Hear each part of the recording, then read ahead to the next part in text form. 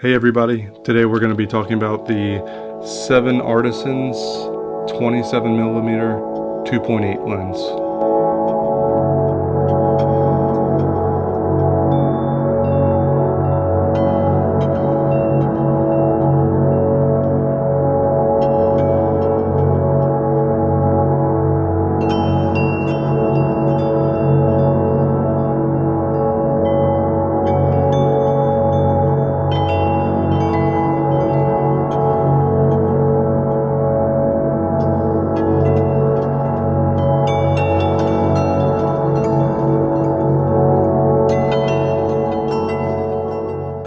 First of all, thank you to 7ARTISANS for sending this lens out to me. I asked to give an honest review of this lens for the exchange of keeping the lens, and I'm glad I did.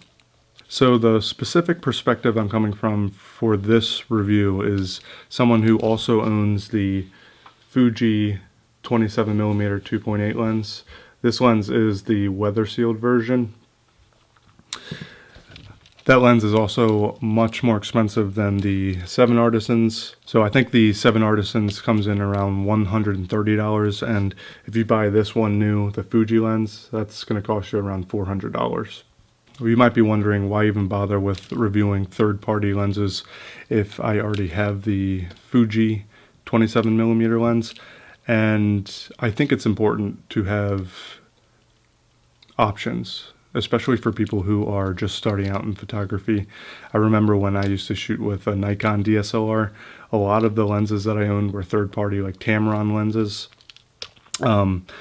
even Sigma. And at the time, I was so thankful for that because those lenses provided me with great optical quality at an affordable price point. So just starting off with the build quality, you can see how large this lens is on the X Pro 3. I think it looks really nice on this camera. And although it's not as compact as the 27mm 2.8 from Fuji, it's still really small. Just for comparison, I will pop on the Fuji lens. So here's the Fuji lens right here. Yeah, that's noticeably smaller in profile. So what I do like about this 7ARTISANS lens is that the construction is all metal, with the, except for the lens cap. Everything else is metal though. So this lens is not weather sealed, but at that price point you wouldn't expect it to be. Unlike the second version of the 27mm Fuji lens, this lens does not have an aperture ring, but again, at this price point you wouldn't expect it to. A couple more things about the build of this lens. When I was using the manual focus ring, I noted it to be pretty smooth, and it's a little bit more on the stiff side, but I do think that it works well for manual focus. And then you'll also notice that there's a little gasket right on the side here. Where is it at? Yeah, right there. So this thing comes out. Let me see if I can get it. So you can actually update the lens if you need to, but make sure you don't lose that thing. Moving to the autofocus, I thought the autofocus was fairly reliable. If I set the X Pro 3 into the single autofocus setting instead of continuous, the hit rate for the autofocus was very high, probably 90% or over in terms of the pictures I was actually getting in focus.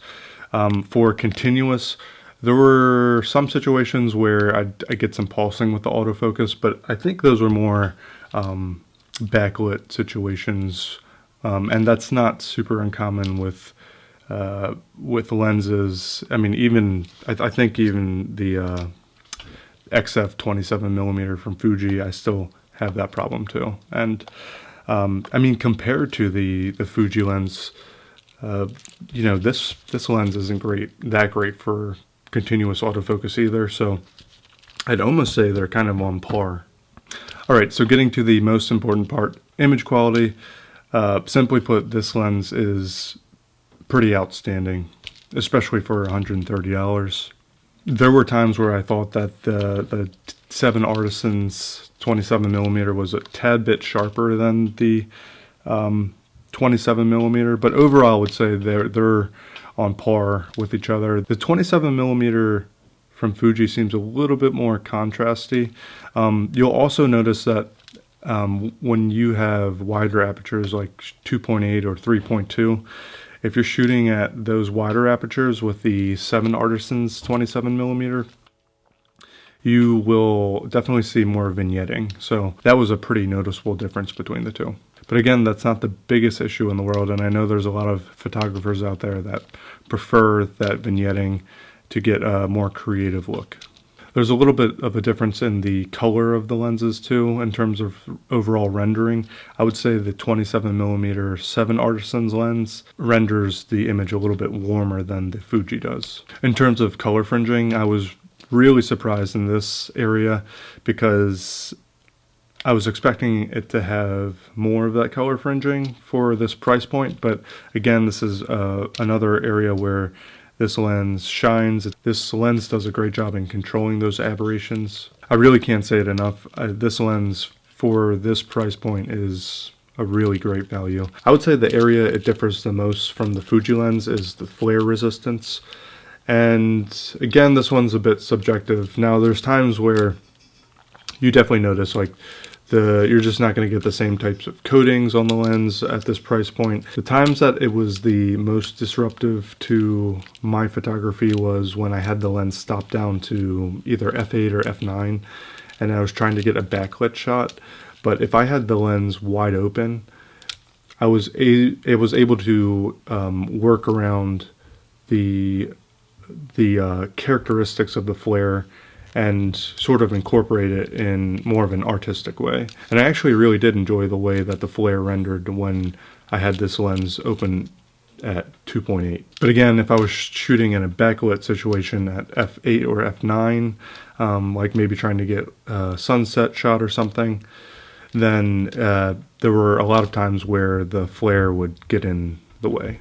But I'll definitely put up shots of the flare wide open and stop down, and shooting directly into the sun so you guys can get an idea of what that looks like. And there's actually one more thing about this lens that makes it somewhat better than the Fuji lens, in my opinion, is that the minimum focus distance for this 27 millimeter is actually closer than the one on the Fuji lens. So in some ways it makes it more of a versatile lens than the Fuji. So given that the image quality is on par, the minimum focusing distance is a little bit closer, and the form factor is still relatively small, I think this makes it a really great option for the value of the lens and what you're getting. At only $130, you can get something that's a really great performer.